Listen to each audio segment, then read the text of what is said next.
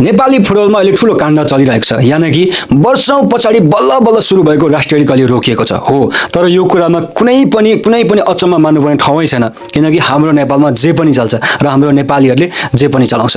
नेपालको ठुलो ठुलो मानेको क्लबहरूले कुनै पनि विदेशी नागरिकलाई भिजिट भिजामा बोलाएर श्रम स्वीकृति बिना खेल खेलाको आरोपमा अध्यागमन विभागले अहिले छानबिन गरिरहेको छ। र अरू भन्दा पनि विशेष कुरा के भने च्याम्पियन्स टिम चर्चबर्ग युनाइटेड र उपविजेता मचिन्द्र एफसी समेत यो अहिलेको विवादमा मुछिएपछि स्थिति गम्भीर भइरहेको छ। र नेपालको ठुलो ठुलो मानिएको क्लबहरूलाई अध्यागमन विभागको सिधा एउटा चेतावनी के छ भने कुनै पनि विदेशी नागरिकलाई भिजिट भिजामा बोलाएर खेल खेलाइन्छ भने यो नियम विपरीत हो भनेर। हो, यसै कारणले गर्दाखेरि बल्ल बल्ल बल्ल सुरु भएको राष्ट्रिय लीग अहिले रोकिएको छ।